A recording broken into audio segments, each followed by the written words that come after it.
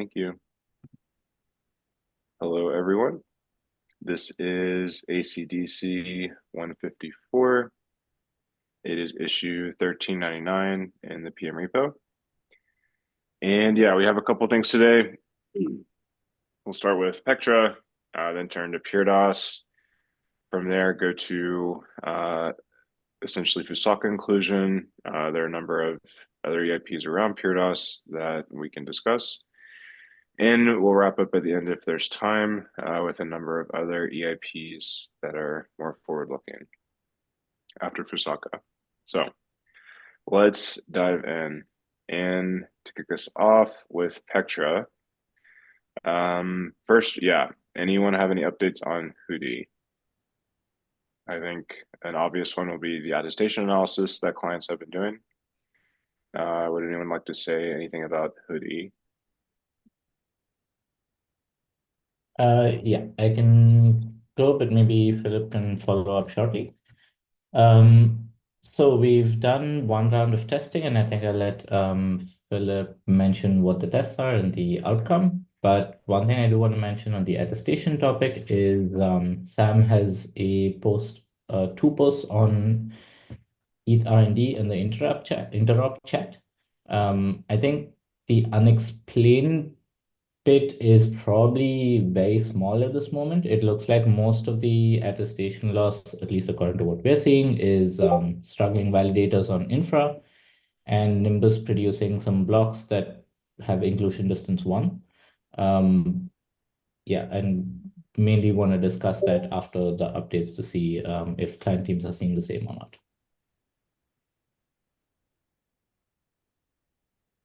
Okay. You mentioned Philip might have another update to add.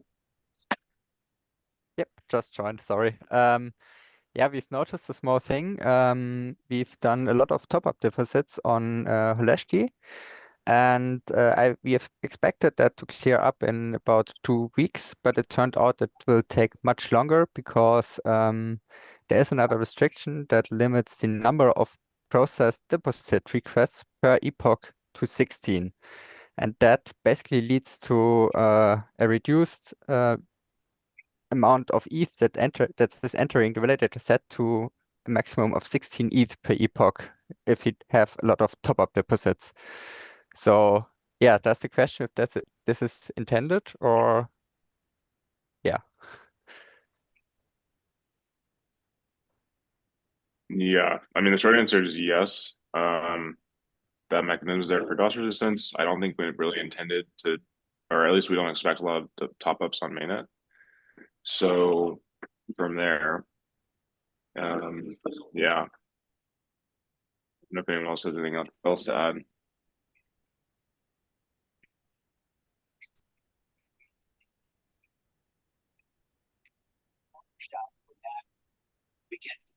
Problem is clearing up the queue will take quite long, and it is a possible attack vector to mainnet as well because it doesn't cost any ETH. You get back the ETH after withdrawal again.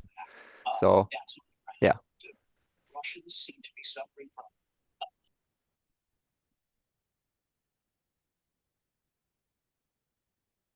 Yeah. I don't know if Mikhail's here. I know that he was looking at this. But I don't see him. So yeah, I mean, we discussed this some last year at Interrupt, and this was the mechanism we settled on.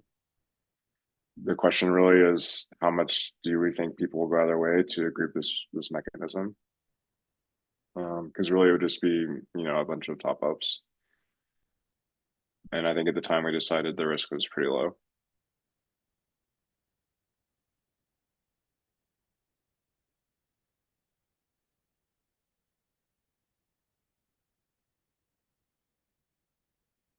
Okay, Barnabas is saying we did a bunch on Helishki.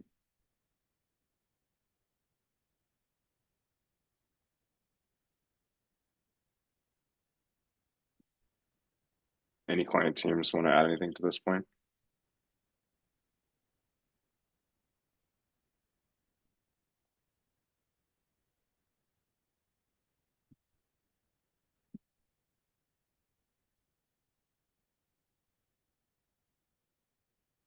Okay. Philip, I'll follow up offline on this. Getting back to the attestation point, I would like to hear from client teams what they're seeing. I know that yeah, there's been some discussion here around attestation performance and packing into blocks. And yeah, Perry mentioned what he was seeing. Can other clients corroborate? So for Prism, we change our attestation packing policy from highest slot to simulate based on reward numerator, basically how we process attestations as a state transition function. So we basically run that. Thanks to Lighthouse and Mainnet for the inspiration. So we merged the change last week and we did like a few days of testing on Hoodie. Just basically pretending we're a proposer every slot, so packing attestations as they come into the mempool. So I shared a HackMD on the Discord earlier the week, basically just to see like how we are packing those attestations. So for slot 0, it's basically almost perfect. So the perfect committee in this is I guess before that I should probably mention how we aggregate attestations. So I every client does this slightly differently. So for we update them. So we listen to all the single attestations and then we aggregate them on demand. And then we listen to aggregated attestations. And we basically does this greedily, just keep aggregating them. And at the end, we typically have about like 40 attestations to choose from. Those are like the final product. And we just sort them by reward. And yeah, so slots, so index 0 is typically the best attestations. Like everything is perfect. The aggregated, you get 16 committee beats and then 27,000 aggregation beats.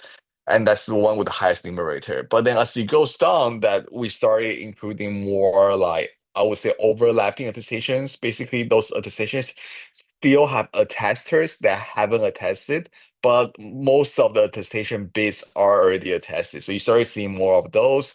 You see attestations from older slots and stuff like that.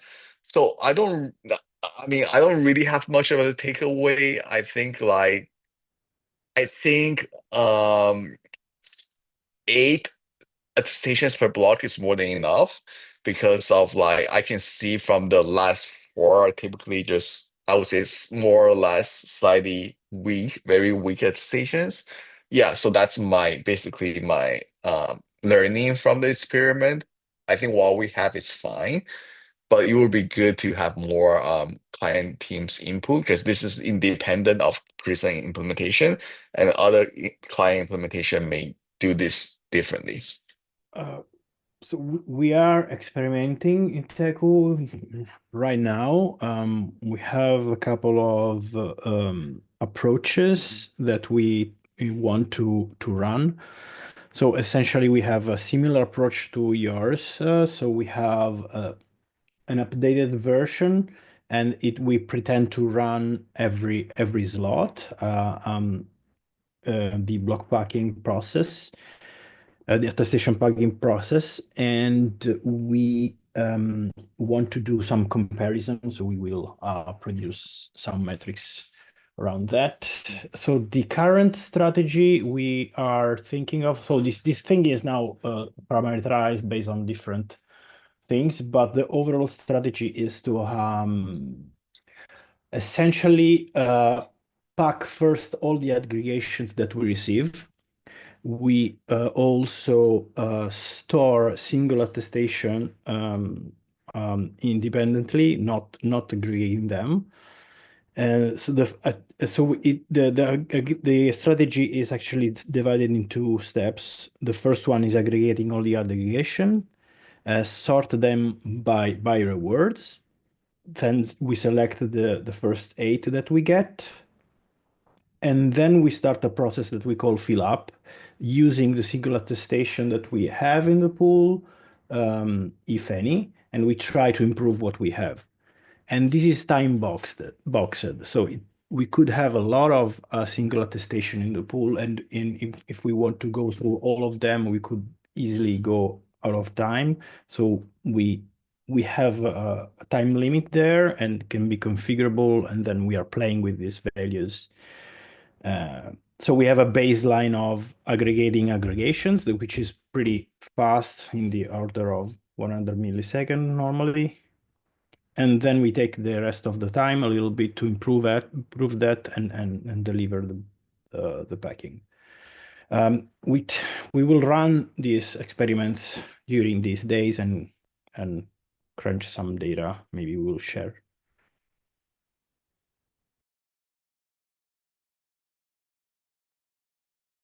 Okay, thanks. Anyone else have anything to add or want to share your strategy?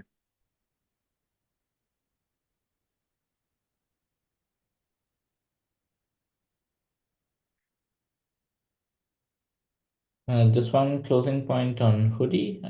We've since last week already done the consolidation requests, etc., and those were in the queue.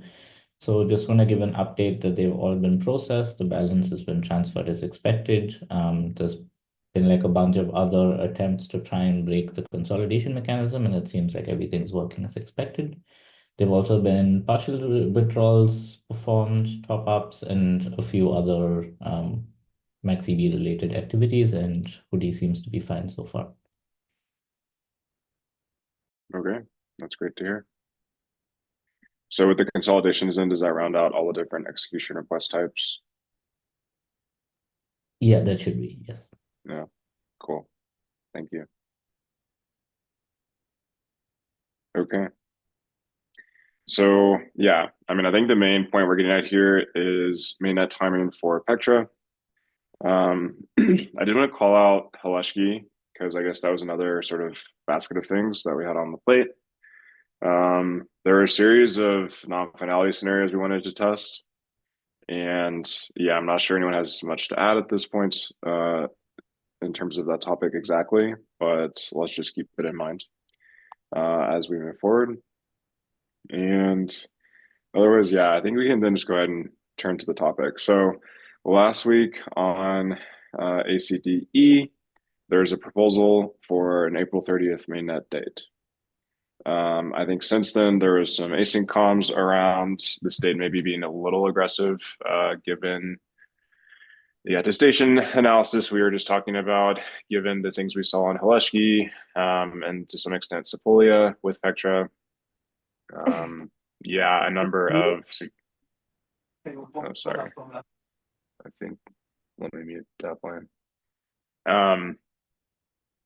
And yeah, a number of other bugs that have come up over the last few weeks. So keeping that all in mind, I would like to either go ahead and confirm the April 30th date on this call or suggest a different one. And then we could go back to next week's ACDE and hopefully finalize that one there.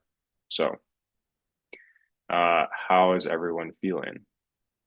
Are we comfortable with this April 30th date, or do we want to push forward some amount of time?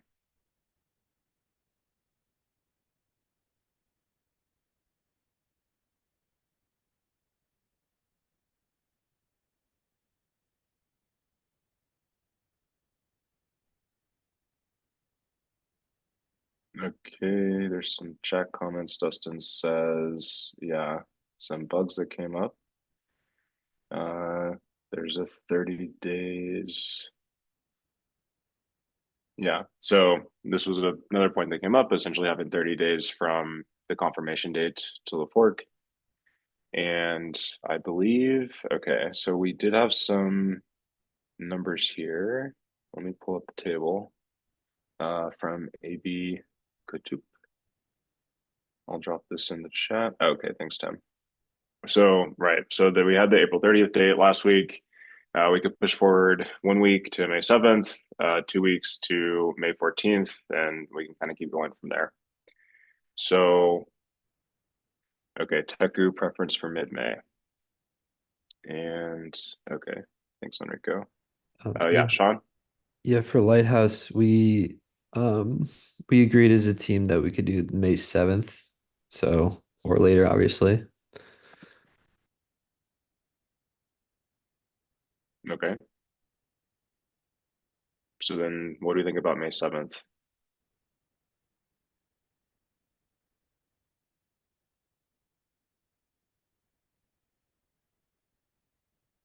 If I'm reading the chart correctly here, I think May 7th would give us even more than 30 days from today.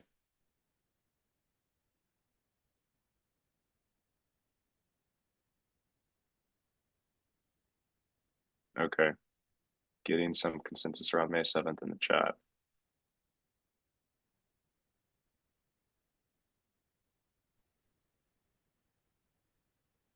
Anyone opposed to May 7th? Otherwise, we'll lock it in.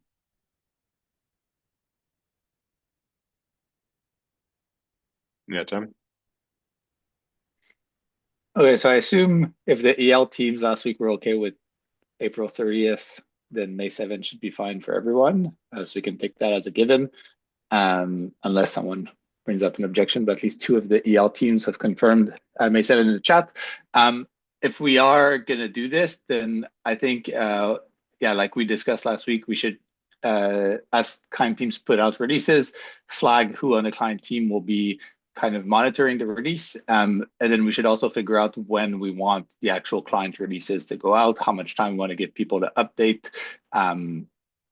Yes, because I don't know if these comments, I assume these comments about the 30 days are not from having the releases out, but we still want a couple weeks. So if we do May 7th, which is a Wednesday, are teams comfortable having their releases out by, say, like April 21st or so, such that we can put out the announcement like a proper 2 weeks in advance? Or do people feel we need even more time than that? I think 2 weeks is probably reasonable if yeah, if we have all the client teams releases. Yeah, 2 weeks sounds good on the release cycle. Okay. So then this means like, yeah, if and it is going to be Easter weekend, so it might affect some of the teams and their release cycles, but ideally all the teams releases are out by April 22nd, and then we can put the announcement that day or at the very latest on April 23rd.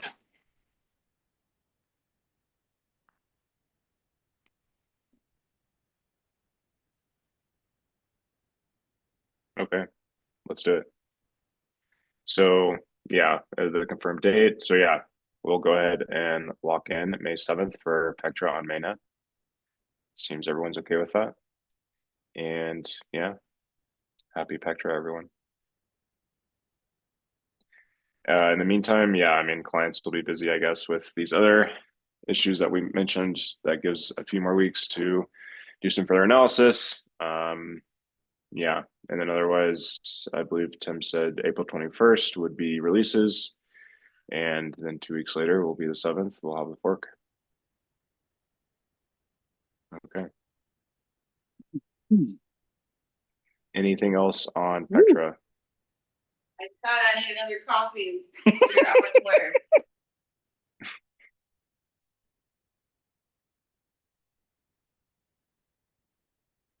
Okay. If there's nothing else on Pectra for now, then we'll turn to PeerDOS.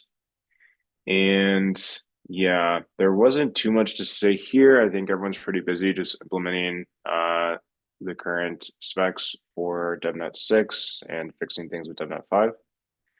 Are there any DevNet 5 updates worth mentioning?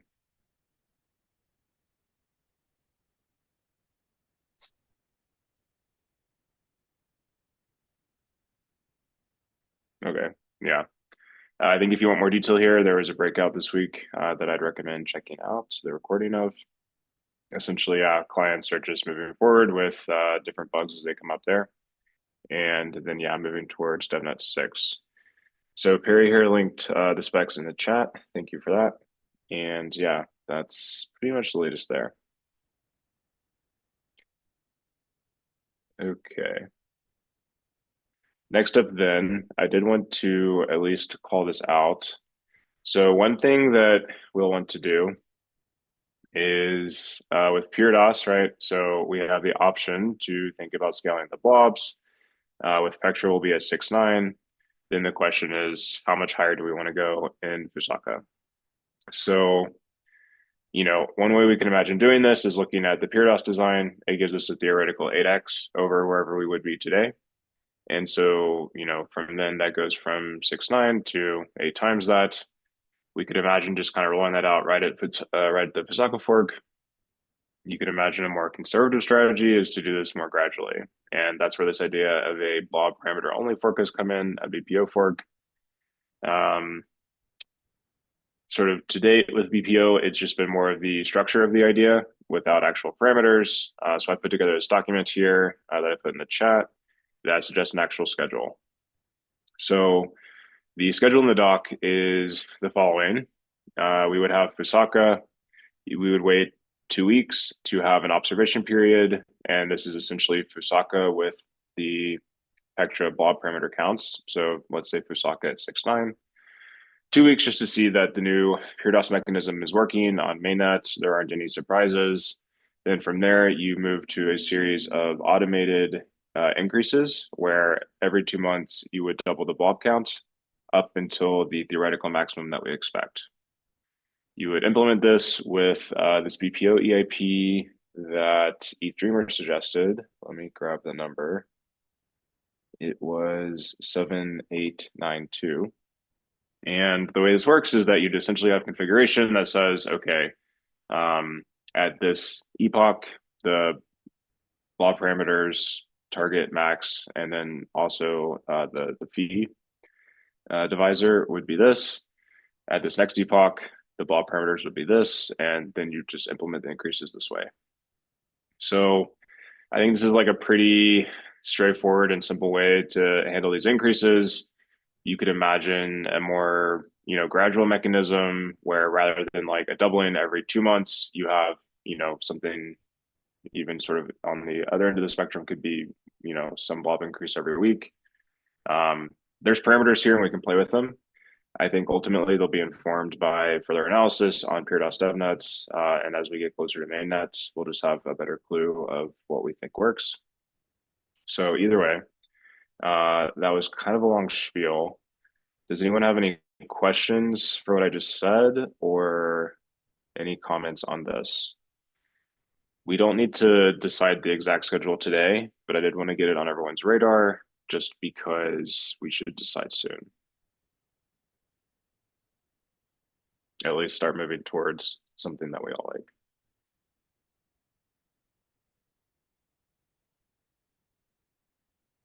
Yeah, answer. Yeah, just a quick one from my side would be that I like the strategy. The one caution that I would have is that we should never pre-commit programmatically to an increase to a level that is not yet stable at the time we make that pre-commitment. So even if we're like, okay, it's a very slow rollout, we have 3 step-ups over the course of 6 months. And so at the end of those 3 steps, we are at a certain throughput level. If by the time we make that pre-commitment, we don't have that stable on devnets yet, I personally would feel very uncomfortable with that because who knows whether we'll actually get to getting that stable within those 6 months, and then we are under pressure to do that. So I think we should see what can we get to stability and then basically have a gradual rollout up to that level. And then if we after that find ways to push further, then that should be normal manual forks and not pre-committed. Yeah, that makes a lot of sense. Casey? I want to suggest that we program in a rollback shortly after the first step up, just so that we can test if that mechanism works. I think there are reasons that rollbacks could cause problems, like L2s could continue posting high index blobs. So I think, and it's just good to test a rollback production to make sure it works when you need it. So like, let's program that into the schedule. Yeah, that's a nice idea. And I didn't really touch on it in the document that I posted because, yeah, I mean, what we don't want is, let's say we do this doubling every 2 months. You can imagine that going from current level to 2x to the next level, something like breaks quite badly. And then it's like, we need to fix it. Given the EIP 7892, it would essentially mean shipping this new config to the entire network in a very short period of time. So I think that's certainly at least a concern with the strategy overall that we should think about more. Presumably we would vet these numbers like Oscar was saying before, we move forward with them. That being said, it would be quite hectic if we need to like do this sort of emergency patch. So that's something we should all keep in mind.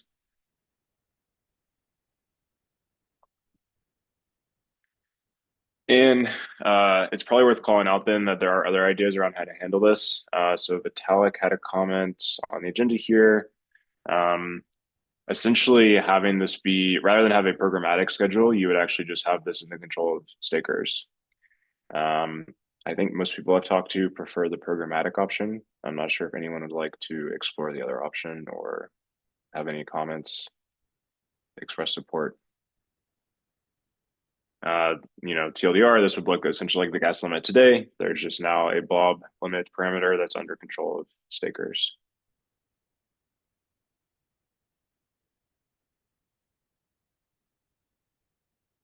Yeah. Right. Yeah. So just looking at the comments here, people seem to lean towards this programmatic approach. A concern I would have with the validator controlled option is essentially just apathy, where clients, or not clients, sorry, but validators aren't really paying attention, or we have issues, actually getting to the thresholds we need to upgrade, then we have no way to increase the blob count further.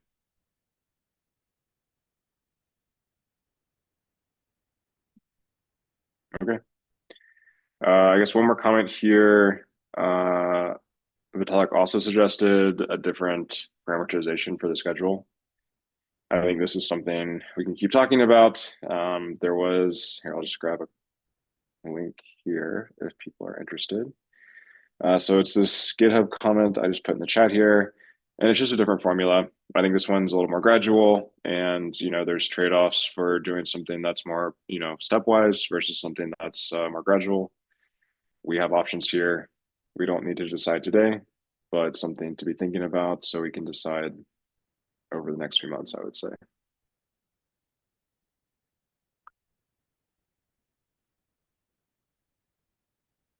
Okay.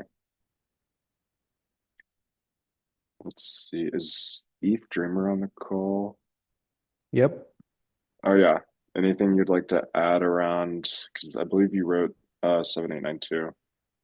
Anything else to highlight there? I mean, I'll just say that it wasn't very difficult to implement from what I saw. I think on the execution side, because we already had that EIP that I think it ends in 840. I can't remember the full number. But that puts all of these parameters inside the config, that they're kind of co-located in the code. So at least with Reth that I tried was fairly easy. On the consensus side, it was also fairly easy. I heard that Nimbus might have trouble, but the only thing I ran into was that added any sort of complexity at all was just that we have RPC limit sizes for the blocks, which before this are only a function of the fork and the fork version. But with this change, there are potentially like a different number of KZG proofs allowed in the block but within the same fork, if that makes sense. So like at one point in the fork, there will be some number of KZG proofs allowed, and at another point in the same fork, a larger number of KZG proofs will be allowed. And that would change what the maximum size that a block can be. I don't think that's like a terrible thing, as you can just kind of set the max. I think I don't know that it has to be exact, or you can write around it. But that was the only complexity I ran into. It was fairly simple. Cool. I guess I'd like to comment a bit on the Nimbus thing. Nimbus certainly can implement this. It's not dramatically more complex, to be clear. However, there is a case where Nimbus right now does not have. It's a much more, in broad terms, type-driven approach, let's say, to implementing a BN. And so each of the forks is its own set of types. We do not have a single beacon state or beacon block type. We have one per fork. And that permeates the design, and that means that we have never had a need to have any specific function hitherto this proposal to select a particular limit. It sort of comes baked in because, well, a certain beacon block type comes with a certain limit. And that said, I mean, it's not a terribly difficult software engineering exercise, but it would be kind of, yeah, it would look a little alien in the code base, but it's fine. Yeah.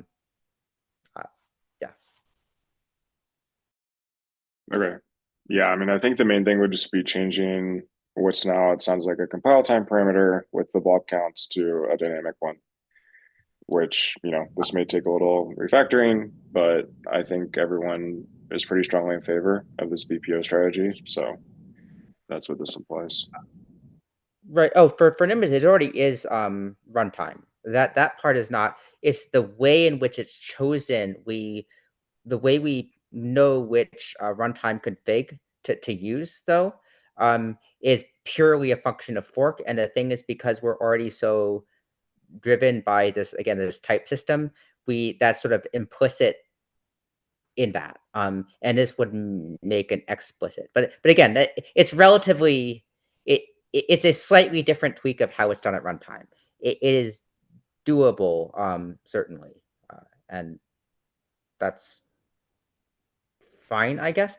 I mean, my broader concerns are sort of other things, not so much the specific software engineering of it. I think that's definitely feasible. I mean, which have been discussed and already about, well, you know, do you try to upgrade everyone with short notice or run into pre-commitments or all of that things, set of things. But yeah.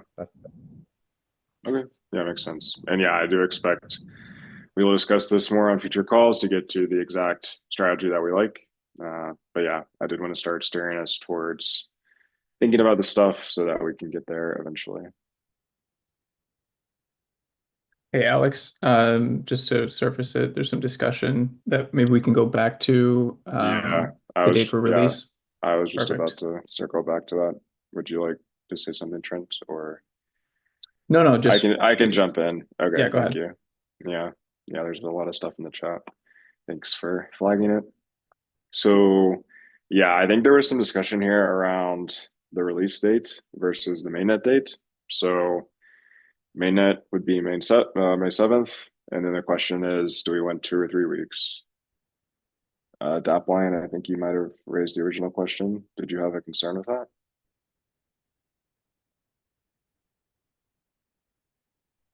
No, I'm just mentioning if we have decided for 2 or 3 weeks, I think 3 weeks is still quite far ahead, but we can go for 3.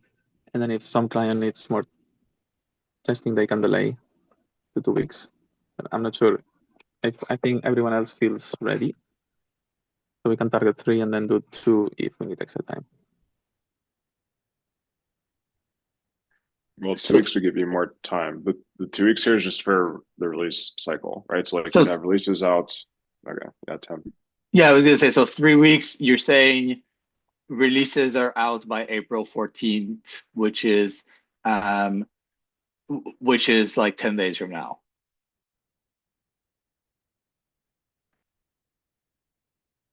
I don't have a strong opinion either way, but yeah, my perception was that teams wanted more time to work on the code.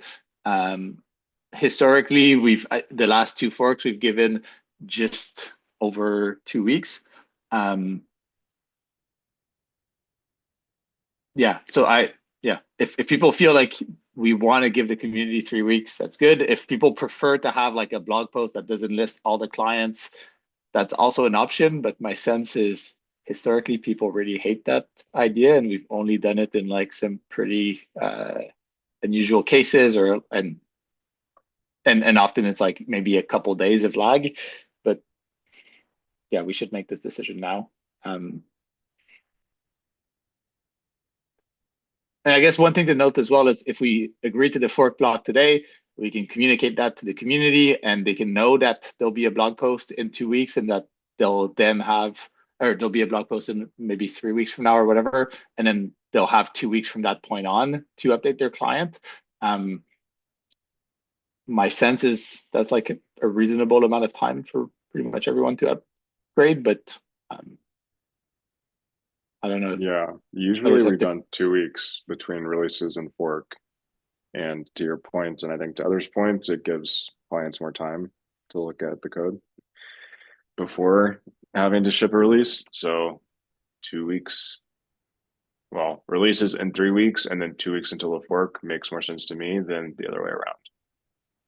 But I think we can be better at communicating to the ecosystem that, you know, this is the fork date and this is when the client releases will be out, so that, you know, if you're working on like in some like complex system and you need to update your nodes, or if you're like a solo staker, whatever, you can already put something on your calendar that within those 2 weeks you'll have to upgrade, and you can expect your clients to be out. Does that seem reasonable? The comms seems reasonable, and then I would suggest just to give 2 weeks in between releases and mainnet. But it sounds like maybe we were asking for more time in between those.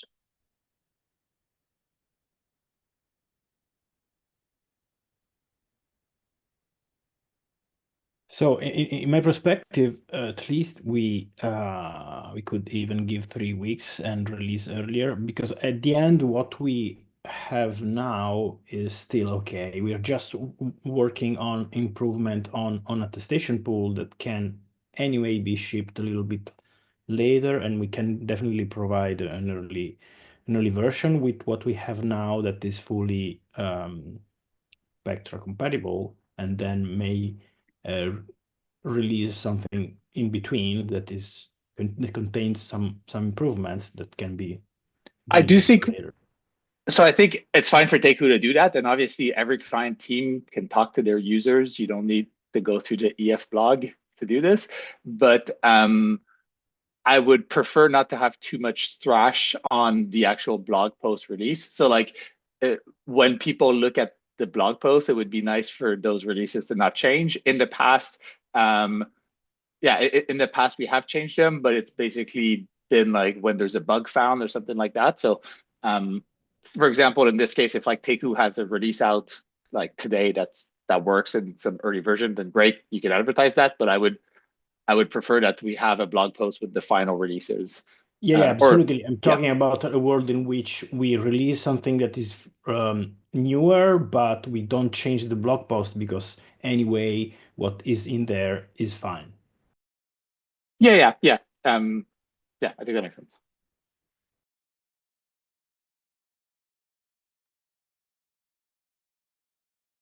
So yeah, to your point, Tim, here in the chat, and Terrence's points, like we can have the later date for the blog, and sure, if people want to release earlier, that's fine.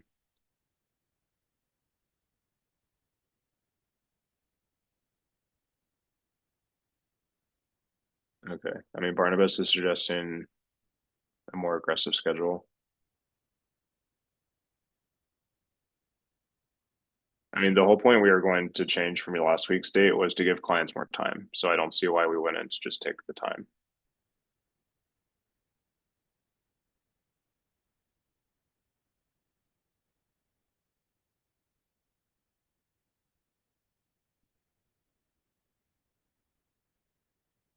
Barnabas, how strongly do you want the 16th date?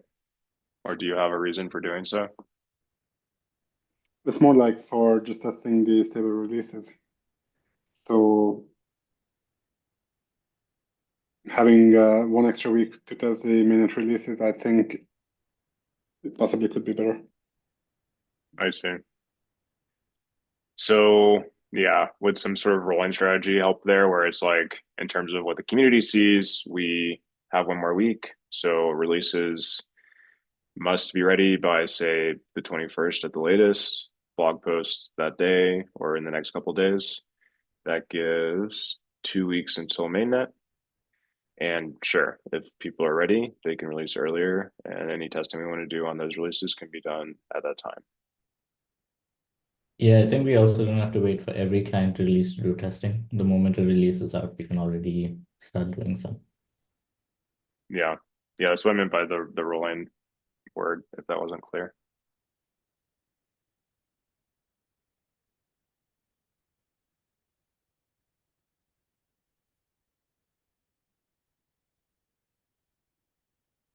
Okay, so are we comfortable with that schedule? So May 7th, Mainnet. 2 weeks prior, let's say, is the blog post. It might go out a day or two earlier than that, which means releases are done by then. So let's say the 21st. If your release is ready earlier, that would help testing. So if you're ready, don't be shy.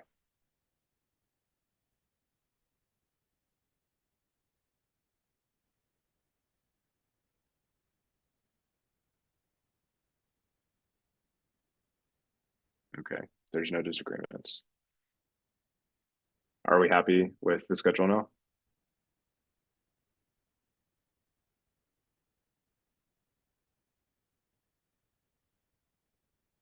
Otherwise, we're going to ship it. So this is your last chance.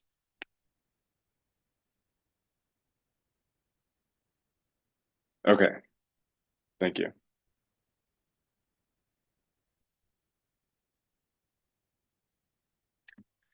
Okay, so Pectra, Pyridos. Next up, we have Fusaka. And okay, a number of, well, let me say this first. So Fusaka, we had a deadline, what was it, March? I think it might have been Monday or last week, I forget. But either way, there is a PFI deadline that has passed. Now the question is, what do we actually want to include in Fusaka market SFI, which is scheduled for inclusion? There's a number of EIPs that have been PFI'd so far. There's quite a long list. From there, only a small subset are CL things. And at the same time, clients have put out their preferences. There's a number of them listed here on the agenda if you want to take a look. And yeah, I guess the TLDR is that uniformly people want pure DOS and BPO, which is 7892. There are a few smaller things from there that clients either were considering or that would be helpful. I think from here, let's hear from clients if there are other things they'd like to include in Fusaka. So I think we can agree for now, pure DOS and the BPO EIP. Anything else anyone would like to propose? And maybe to frame this a bit, ideally we can get to like a final CL SFI set today. I can take that to ACDE next week, and then we can wrap up the Fusaka fork, which was the intent to have that done by April 10th, which is the next week's call. So, yeah, let's start there and hear from clients. There are a few other CL PFI EIPs that clients did not mention that we can touch on after that.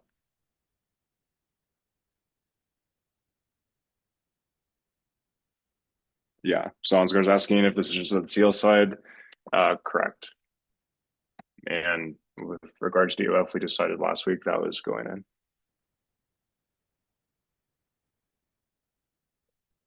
Yeah, Mark? Yeah, so I would like to advocate for the proposer lookahead EIP. I believe that's 7917. So in after Pectra, we've dramatically changed the number of times that the effective balances can change in an epoch, because they can change anytime there's a consolidation or a deposit to top up a validator, or a withdrawal of more than one ETH, or just when compounding validators balances cross an integer number of ETH. So this makes the proposer look ahead more unstable, which is difficult for pre-conf protocols to deal with. Now, we've had some discussion about just how much more this changes things. And we have found that it's actually kind of rare to change, say like the first slot in the epoch.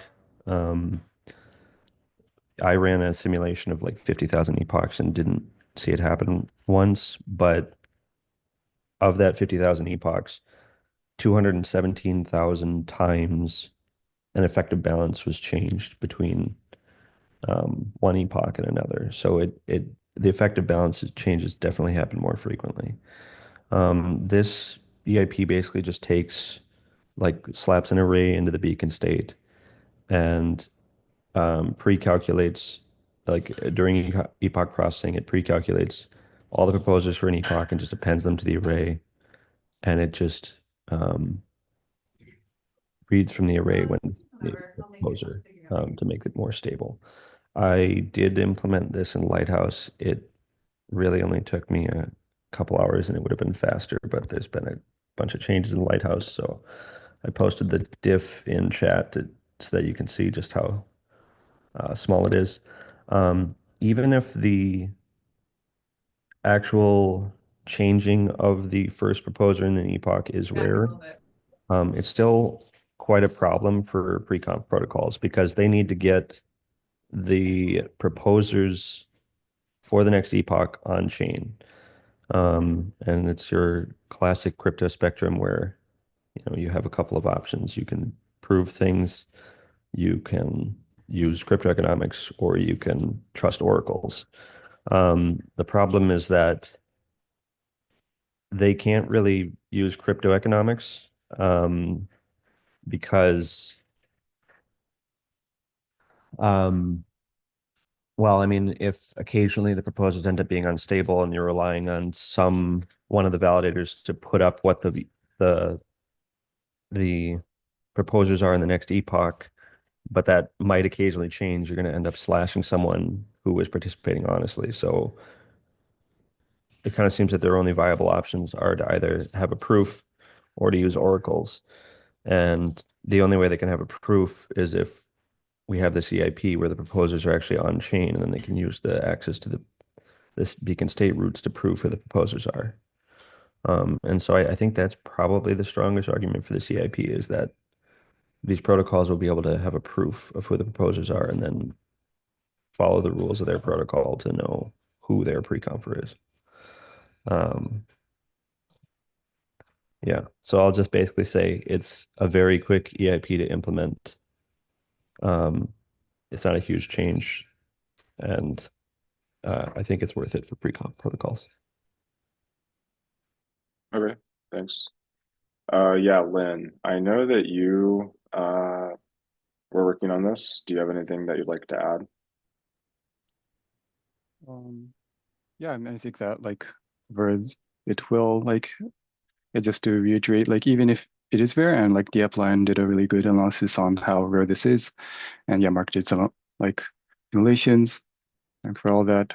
But yeah, even if it is rare, just the fact that it is possible complicates the pre-confirmation protocol. It is, because even if it is an edge case, it is an edge case to consider. And yeah, and also just having the visibility of the lookahead in the EVM, it's greatly simplifies the pre-confirmation protocols that we're building. So yes, it'll be very nice if we can get this in.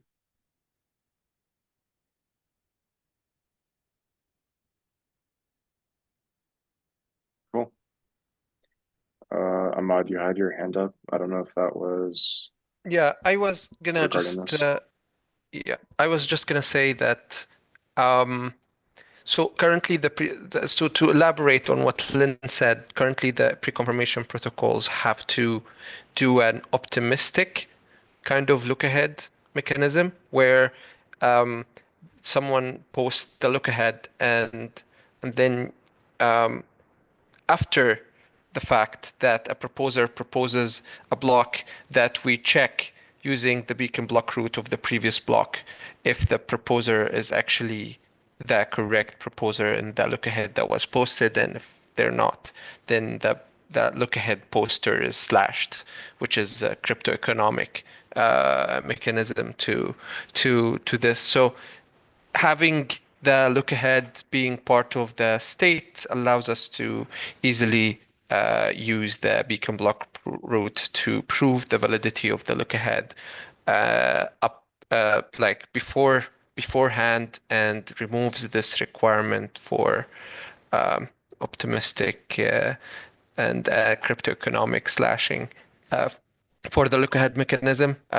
Yeah, just wanted to clarify why that's very useful. Thanks. Yeah, top line. Yeah, after doing the analysis, I convinced myself that this is rare, but I had a chat with Lee, and I think the true argument for this feature is, as far as I understand, there's no way, even with hacks, to prove if some pre-conf has actually submitted the wrong look ahead, or there has been this fumble in the protocol. Therefore, this would deter adoption of the feature, and that directly affects the intention to move to pre-confs. So I see and I agree that pre-confs are really important for the protocol to have based and native rollups that are at parity with more scalable L1s and centralized sequencers. Therefore, this materially advances the roadmap. There's the question of adoption, if this technology will be adopted within the next year or within the next 2, but at least judging from the sequencer calls, seems that this thing is quite down into the pipeline. So after my analysis, I'm in favor of adopting this, and I think Mark has shown that it's not a very complicated change unless we are missing something.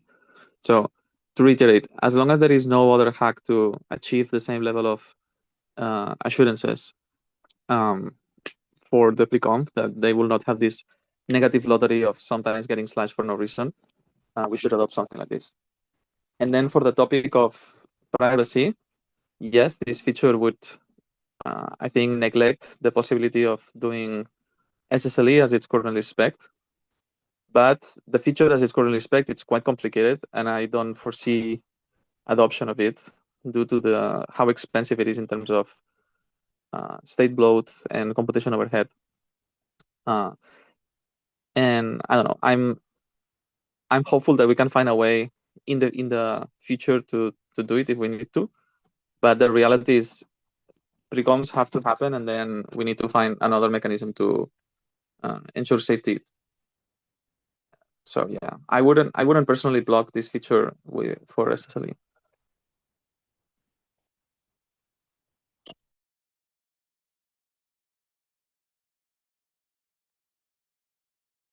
Okay.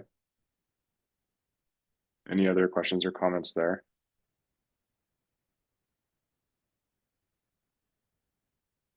And yeah, one last comment I would make is that like this whole thing, the fact that the effect balance during a epoch can change the next epoch's look ahead, like I think it's also in general, like even without pre-confirmation, it's very huge for pre-confirmation, but even without pre-confirmation, I think it's like a pain point in general in terms of a protocol. It makes a security analysis harder because like the effective balance change can affect potentially in a ways in a malicious way. Like we haven't found any attacks, but there's a possibility to consider.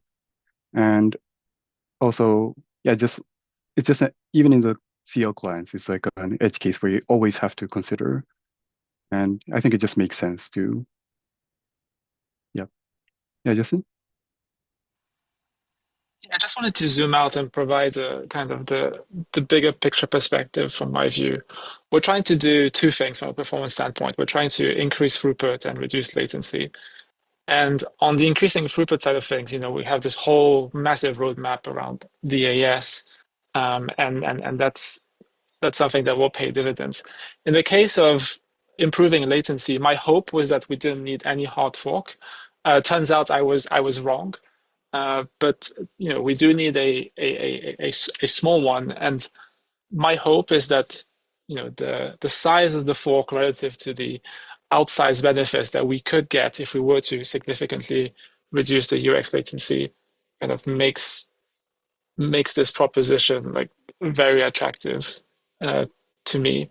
Now, one thing that was mentioned is around the timelines for adoption.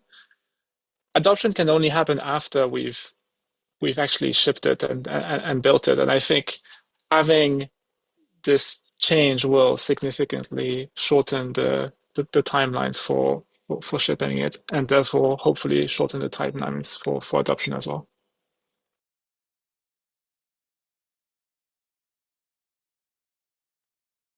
Thank you. Okay. So I would say let's just keep this to the side. There were a few other PFI EIPs to call out. One that is not on this list is Fossil, but from talking with clients, it seems like there's pretty unanimous consensus that we would save that for a future fork. Otherwise, there were two others along with 7917 that we just discussed, and another here that we would like to touch on is 7918. Anders, this was you. Would you like to give us an overview? Yeah, I can give a short pitch. Do you hear me? Yep, I can hear you. Yeah, good. So I want to pitch it sort of from a scaling perspective. So the current blob fee market doesn't actually account, for the real blob space demand function, because it doesn't account for the cost of the blob carrying transaction. And the consequence of this is that the fee update becomes insignificant when the TX cost dominates, and the fee market then fails to converge on an equilibrium in a timely manner. So you end up in these situations where the base fee may increase by 10% per slot, everything looks good, but the cost of blob space is just increased by 0.0001% per slot, trying to attain an equilibrium, which of course is not happening, because the TX cost dominates. And this EIP resolves it by imposing at least fee parity between the cheapest blob carrying transaction and the total fee for target number of blobs. And this stops the blob base fee from falling into the region where the TX cost dominates. And it acts similar to EIP 7762, but will adapt with the execution base fee and future scaling. So I'm pitching it from a scaling perspective. This EIP is sort of offered better guarantees that we will not exceed the target blobs for very long, because the price adjustment when demand exceeds supply will always have an effect on demand. In this regard, it enables us to raise throughput more than what we otherwise might be comfortable with. And it's achieved by adding an if statement to the calc access blob gas function. So it says if the TX cost dominates, do not subtract target blob gas. So you increase the excess blob gas moderately, otherwise proceed as normal. Yeah. Okay, thanks. Okay, yeah, thanks for the overview. And yeah, Ansgar does have a good point that this is probably mostly on the EL side. Yeah, exactly. Yeah, definitely. Okay, gotcha. But it's sort of a scale from a scaling perspective. If we want to scale, so. Right. Okay. Yeah, I would suggest taking this to next week's call. There will be another round of this CFI conversation next week. So yeah, but yeah, thanks for sharing today. Okay. Gajendra, you wanted to bring up 7898. Yeah, thanks, Alex. And so the idea behind 7898 is quite simple. Basically, in the jumbo big blocks DevNet, basically the issues that we saw CL clients were facing were basically because of the payload being big, and this EIP just proposes that the payloads can be uncoupled from the beacon block and can be independently transmitted. And instead of execution payload, we'll now have execution payload header in the beacon block, which will make all the payloads as such blinded, and the availability model will also not change in the sense that beacon nodes will wait like how they wait for blobs for payload to become available before they import the block. And over time, basically when we go to ZK era, these payloads themselves can be treated like blobs, because then you don't actually need to execute these transactions, and you would be able to verify the validity of them through ZK proofs. So basically this helps in basically batching or parallelly transmitting execution payloads, and as well as saving the CL clients from materialization of huge number of transactions. So these are the benefits, and I think it is a pretty simple change in terms of concept as well as execution. Yeah. I don't think implementation is a simple change. Like decoupling these two was most of the work of implementing EIP 7732, and like you have to implement a So, whole nother block so processing. yeah, 7732 is more complex because you have the availability models also changing over there, and so basically nothing else is changing right now. So there is no fork choice rules that are getting changed and updated. You just wait for execution payload to be available, like how you wait Even for blobs to be available. I didn't even get to the stage of implementing the fork choice rules. I was just implementing separating the two in 7732, and that took a long time. There's a whole separate block processing that has to be implemented. Otis? Yeah, I want to clarify for Mark. I think the proposal is actually it's actually simple. It's not the separation. It's not the separation that is useful in 7732. The separation that is proposed here, it's only for broadcasting. You would still need to verify the whole thing, even execution and everything before attesting, and you need to get the whole block before doing anything. So this is only about broadcasting, for which I believe we have much better mechanisms. Any coding, any ratio coding would work better for broadcasting. We've been researching on random linear network coding, but also Reed-Solomon encoding. What we already do for blobs would be a better solution if it's only broadcasting. As well as saving the clients from the materialization load that would come with the huge number of transactions when we actually pump the gas. So that is a second benefit.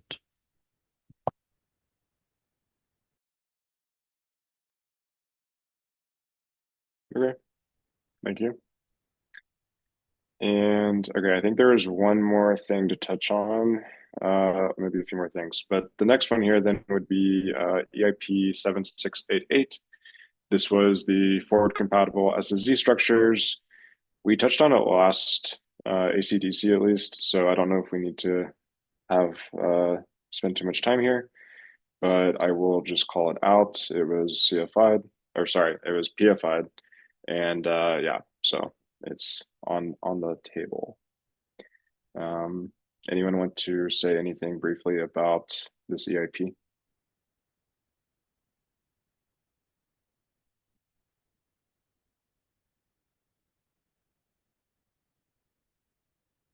Okay. And okay, there's one more thing to touch on, and then I'd like to just kind of then circle back and try to get to a proposal for Fusaka SFI out of everything we've just covered. But before that, one thing Terrence brought up was Implex. Terrence, would you like to say anything about that? I think essentially the ask was to have a forcing function that in Fusaka we formally deprecate Implex and move to Yamex or whatever else that's not Implex. Yeah, basically what you said. This has been in the consensus spec for phase 0 for a while as well.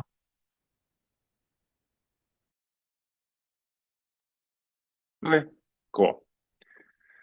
So in terms of SFI, we have, I think, unanimous consent around PureDOS and BPO as a strategy to bump up the blobs. Everyone, okay. Otis, would you like to then say something about 7732? My sense for clients was that they wanted to defer that until next work already. Well, so we officially mentioned something about timelines. If the timeline is still maintained and we actually do commit to shipping PureDAS this year by the end of Q3, start of Q4, I agree, and I won't have any complaints. Okay. Yeah, I think that's what everyone intends to do. So that was my framing here, is that we assume that we go with PureDOS, ship PureDOS as quickly as possible, ideally by the end of the year. Mark? Yeah, I just wanted to say for the BPO EIP, like I think the main thing I was trying to propose in that EIP is that the schedule is specified in the config, and there is like a way of specifying that's spec'd in the EIP, but like if anybody has better ideas, like I'm all ears. It's just the first thing that came to my mind, so open to suggestions on changing how the config should be specified. Okay. Yeah, and I think those sort of details at that level are still open for discussion. I would like today just to agree on that strategy. And yeah, I think the configuration approach you gave makes a lot of sense.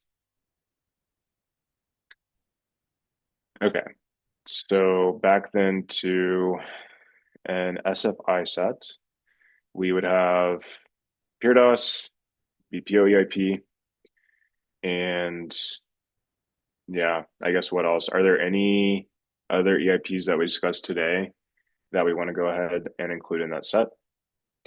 It did seem like there was quite a bit of support for 7917, which was the proposed lookahead EIP.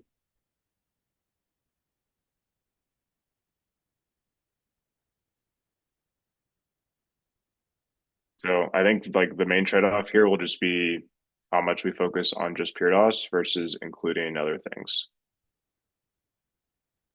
I think the support of this was essentially Lighthouse plus a couple of researchers, right?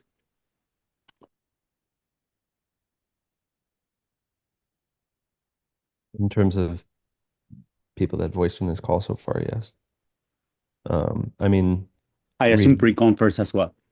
Yeah, and Teku's blog post said something like that their main consideration on other EAPs is just how disruptive the change is, and that they're open to EIPs that don't delay the fork.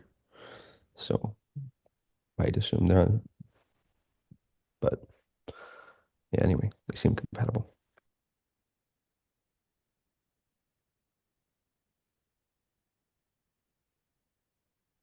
Okay, does someone want to argue against inclusion? I would. This EIP was like not finished reviewing and writing in less than like not longer than 2 weeks ago. And we're making a decision like this for the next fork now. This is just out of what we typically do.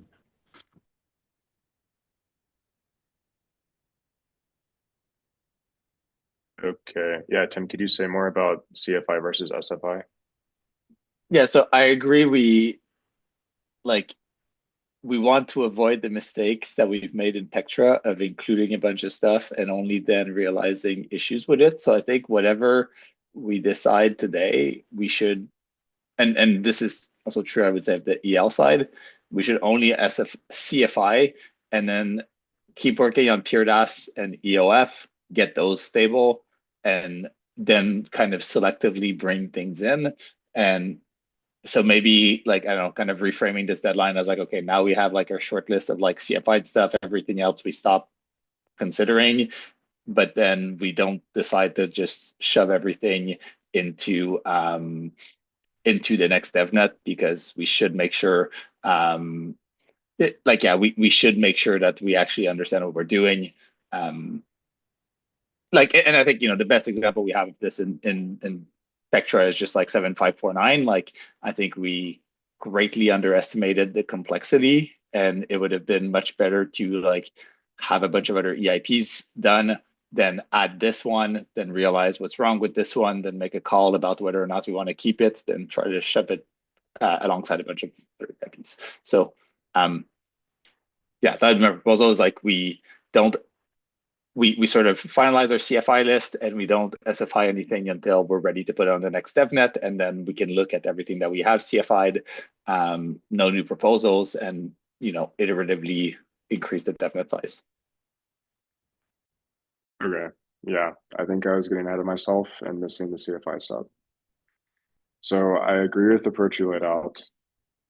I also agree that, yeah, the CIP is pretty new and some more time to let it bake would be good. So then for today, let's just focus on CFI. Although I do think PureDOS is already SFI'd, correct? Yeah, PureDOS and EOF. So like, Right. you know, we've agreed, we're implementing those. We will ship them, but we should minimize the amount of things we bring in until we're Right. ready to do so. Okay. So then in terms of CFI, oh, Salias, did you have a comment on this? Yes, so while I agree that this is a really new feature suggested, but I think at the same time, I think this feature is a good example of features that we definitely should consider very seriously, as at least now it looks a relatively simple change. Of course, we don't know what is hiding behind it until there is a bigger development in multiple clients and some testing and so on. But so far, it looks relatively simple, and at the same time, it has a huge potential for users. And this is where Ethereum is often criticized with the new updates. So I think I would just ask all the teams to think about these points, and yeah, maybe this is a really great candidate feature where we can have a some kind of example or reference for the future features where we seriously consider, even when it's late, we consider such features. So yeah, that's my point. Okay, thanks. So, okay. Then we have PureDOS that's SFI'd. In terms of CFI'd, would you like to go ahead and make 7917 CFI'd? That gives the 7917 champions more time to work on test and analysis. It gives other participants time to consider the feature in more depth. And the idea then, just to reiterate, is that, this basically says well, I guess it's in the name, it's considered for inclusion. It has not been scheduled yet. And I do like the strategy Tim laid out, where basically SFI'd would be what's on the devnets now. And given Pectra and everything that brought, it would make a lot of sense to have very hardened devnets given one set of SFI'd things before moving to SFI additional things. So with that context, are we okay with moving 7917 to CFI?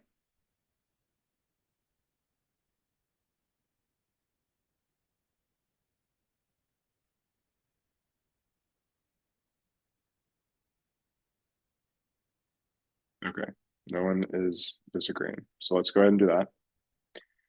Otherwise, let's see. Okay, so then there is Anders EIP that will be touched on next week. And what else did we have?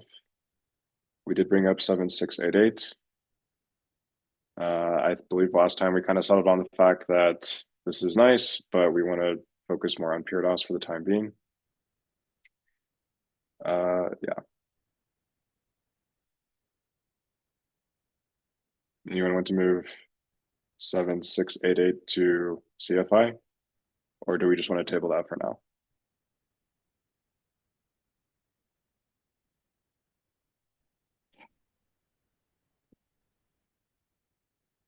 Okay. Right, BPO. So I think given the process right now, BPO will make more sense to CFI. For example, that again gives us more time to think about these details of how exactly we want to have the scheduling, these different parameters I was mentioning, and the details of the config that Mark brought up. Let's move BPO to CFI. Everyone okay with that?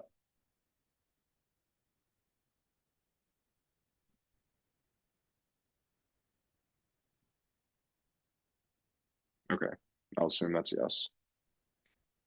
PureDOS, BPO, 7917. Okay. Anything else we should CFI today?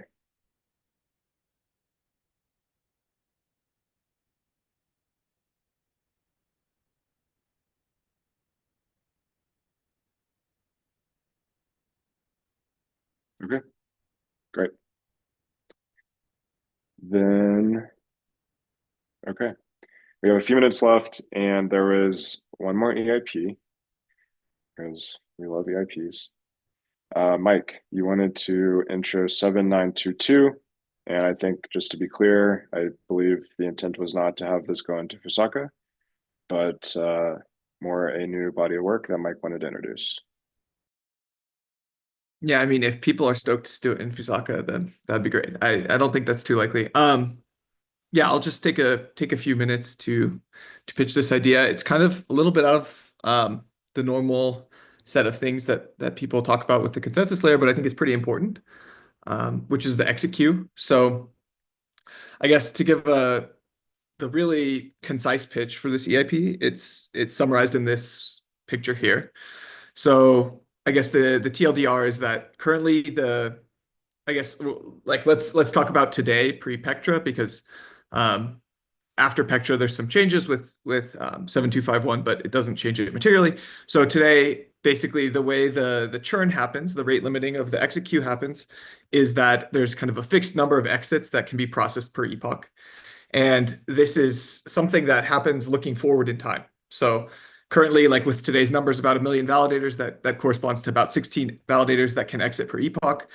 And the point of this rate limiting is to ensure that basically once a transaction gets finalized, the economic security of that finalization guarantee doesn't decrease by too much, right? Because the issue would be if everyone could withdraw their stake immediately, the finality of that transaction wouldn't have the same economic weight behind it as if the stake was still in the consensus mechanism. So, right, the way the rate limiting happens is kind of this per epoch thing, but what this ends up doing is kind of really constraining the flexibility of the queue, because if if there's a bunch of withdrawals that want to happen concurrently, they have to get spread out and kind of distributed over the many future epochs rather than processed immediately. So the proposed change is that instead of looking forward in time to do the rate limit, you actually look backward in time. Because if you really think about it, what the queue needs to be rate limited on is basically within every like rolling window of time, we want to ensure that some amount of stake like can churn and no more than that amount. And by looking backward in time, you can basically give the queue a lot more flexibility and say, hey, like if no exits were processed in the past 2 weeks, we can probably process more than 16 in the next epoch, right? Maybe we feel like confident that we can process 1,000 exits, because that doesn't change the economic security over the 2-week window in any meaningful way. So I guess that's the pitch. There's a lot to kind of read on this. I'll share the specific ETH research post in the chat, and it has a link to both the spec change. We wrote a paper, and there's also this validator exits ELI5, which kind of talks about how the changes are kind of going to be implemented in Pectra. Like there's a few slight differences. You have to denominate the exits in terms of ETH instead of number of exits. But yeah, this is kind of the high level summary, and happy to take questions, happy to talk about it offline or online. Yeah, thanks, Alex. Oh, actually, I do want to give Malesh, he's in the call, a chance to add anything if he'd like. Hi, folks. Long time listener, first time caller. Yeah, so just I just wanted to answer sort of Danny's question in the chat. Dano, sorry. We don't we allow, sort of looking back, we allow more exits, but we don't necessarily allow it all the way. So if you're saying, okay, you can have 5% of stake exit in any 2-week period, we don't necessarily let 5% of stake leave in a single epoch. We just say, okay, even if you've had no exits over the last 13 days, you can do a much higher rate. We propose 8 times the current rate. So you can speed it up a lot, but it still be smoothed out over the course of a day or something like that, or 2 days, so that you don't have like massive instability in the validator set. It's just a flexibility thing, so that if we kind of expect this to get burstier as we get staked ETFs and maybe more institutional stakers, and allowing more flexibility is a good thing, reduces the rate, and so on. Yeah, I guess it's worth mentioning here that the kind of one constraint that we seem to care about preserving is this weak subjectivity constraint, which says, I guess currently it's programmed to say something like over 30 days, no more than 10% of the stake can churn. And, if that's the only number that we care about, then basically that invariant is what we have to preserve over every 2-week period. And that's like something that can be done by looking backwards in time and saying, okay, 0% of the stake has churned in the past 2 weeks. So like we don't have to only do 16 per epoch. We can maybe process like much, much, much faster. And as Malesh was saying, like these withdrawals might be kind of very bursty in the case of like big market volatility events, right? Like tariffs being announced could require a bunch of people to need to get out quickly. And that type of stuff, just making it more responsive seems like an obvious win, and in terms of just making the system more flexible. I guess I also wanted to add two other super quick points, which is there's two other maybe I guess one lower hanging fruit change to the exit queue that could be worth doing, which is all about this validator sweep. So currently the full withdrawal flow has these 3 phases. The validator sweep is just basically you iterate linearly through the whole validator set, process all the partial withdrawals that are automatically done inline, and you do the full withdrawals kind of in the same in the same group. And as a result, basically full withdrawals have like 4 or 5 days extra on average of wait time, just from the fact that all these partial withdrawals have to get processed before the full withdrawal. This seems like kind of a no-brainer to get rid of this sweep. Yeah. And I'll just add to that the existence of this sweep is leading to a lot of weird stuff that validators are doing on trying to make their validator indices uniformly separated across and sort of time which like suppose I'm like Coinbase or Kiln or someone who controls 1,000 plus validators. I sort of want my validator indices that are like markets coming up to trade validator indices or resell them. Like it's just unnecessary, or from my perspective, respectfully, like stuff that's going off protocol to solve some work around a hard constraint, which is the sweep constraint, adds multiple days potentially. Yep. And then the only other thing I wanted to say is also pay for priority could be something we implement. So currently it's like just a FIFO queue. You could turn it into a priority queue and allow people to jump to the front of the line. There's kind of a lot to unpack there, so I don't think it's worth going into, but yeah, that's probably where I'll leave it. Cool. Thank you very much. And these second 2 things that you mentioned, the uncoupling of like partial and full withdrawals, I think is what you were getting at, and then also the sort of pay for priority with withdrawals. Those are separate from this EIP that we just have here, right? Okay. Yeah, I think we'll probably propose an EIP to get rid of the sweep. I genuinely think that's the lowest hanging fruit, and just keeping them separate is useful on a, I guess, spec level. But yeah, they could be combined into one EIP to like overhaul the queue generally. And you just mean like different queues for full versus partial withdrawals? Yeah, that's the simplest one, right? Okay. Cool. Any other questions?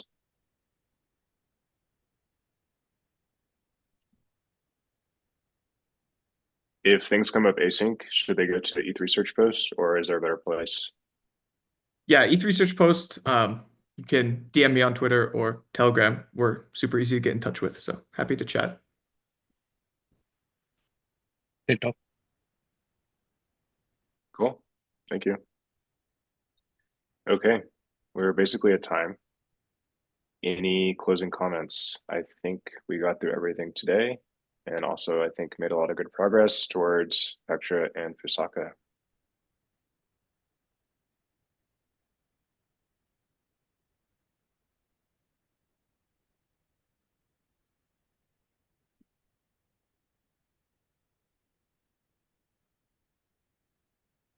Okay, then. Thanks, everyone. I'll see you next time.